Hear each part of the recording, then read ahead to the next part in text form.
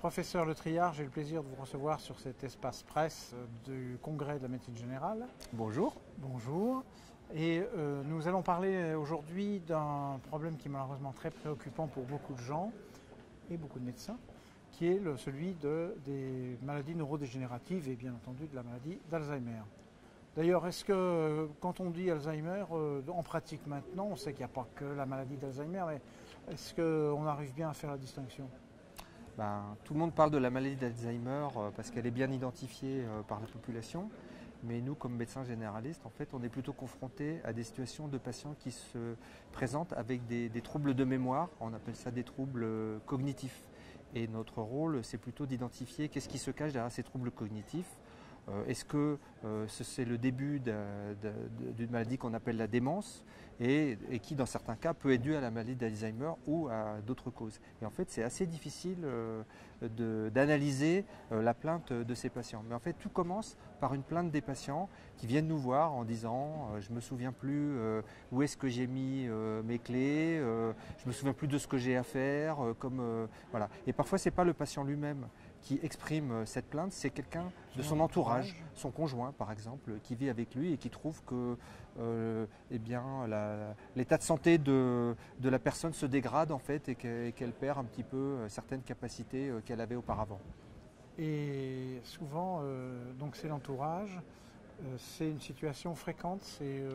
Alors c'est intéressant en fait de dire que ce n'est pas si fréquent. On a des données épidémiologiques là-dessus, d'une étude qui s'appelle l'étude Echogène, qui était une étude phare faite dans des cabinets de médecine générale sur la France entière. Et on a des données précises qui montrent que, en moyenne, un médecin généraliste reçoit entre 7 et 8 patients par an avec une plainte de mémoire. Donc ça fait moins d'une fois par mois et qui en plus n'est pas forcément une démence et encore moins souvent une maladie d'Alzheimer au final, qui peut être dans certains cas parfaitement bénigne ou liée à d'autres situations, par exemple la complication de prise de certains médicaments qui peuvent altérer la mémoire ou un signe d'accident vasculaire, pourquoi pas, ou bien même un élément d'un syndrome dépressif par exemple. Donc en fait, il y a une analyse à faire de la plainte de la personne en fonction de ses antécédents, de ses comorbidités et de l'examen clinique. Parfois, on s'aide aussi de certains éléments biologiques. Parfois même, on a besoin de faire une imagerie cérébrale, une IRM, pour ne pas passer à côté d'un diagnostic d'une cause qu'on appelle curable, c'est-à-dire qu'on pourrait traiter.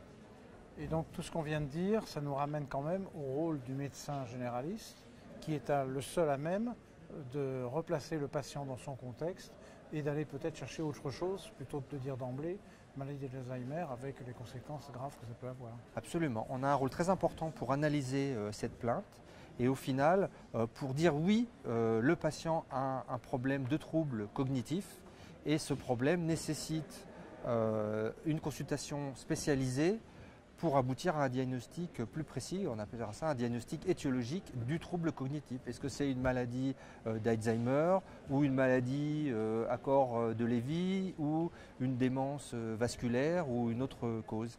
Et là, il faut faire des tests neuropsychologiques extrêmement approfondis qu'on fait habituellement dans les centres mémoire.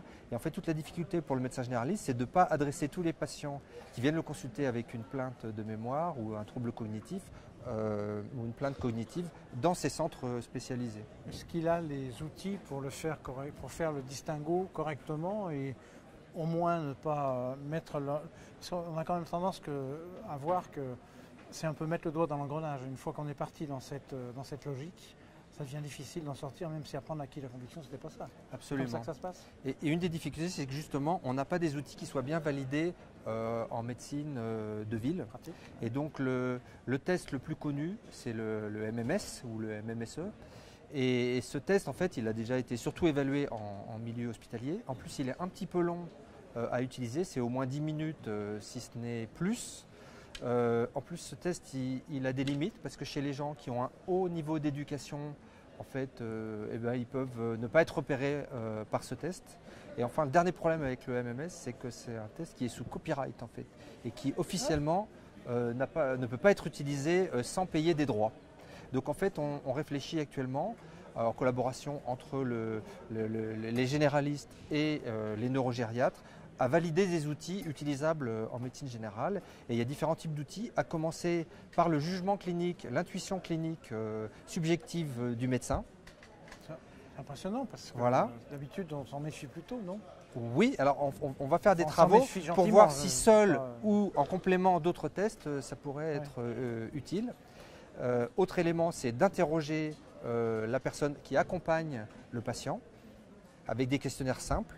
Il y a un questionnaire en 6 questions qu'on voudrait valider, dérivé d'un outil qui s'appelle le GPCOG. Et il y a un troisième test qui nous paraît intéressant aussi, qui s'appelle le 6 CIT, et qui est un questionnaire en 6 questions, qui est au départ en langue anglaise, mais qu'on vient de traduire en français, qu'on voudrait évaluer. Et on va voir si avec ces 3 tests, le ou lesquels sont les plus utiles pour permettre de discriminer les patients qu'on peut plutôt rassurer et les patients qui nécessitent des examens plus approfondis. On a parlé de plan Alzheimer. Où en est-on? Est-ce que les discussions qui ont eu lieu au cours de ce congrès font référence à un plan de ce type? Il semblerait, selon les responsables de ce plan, que l'aspect de l'amélioration du diagnostic soit un enjeu important aujourd'hui et que les médecins généralistes aient un rôle particulièrement important dans la phase initiale du diagnostic.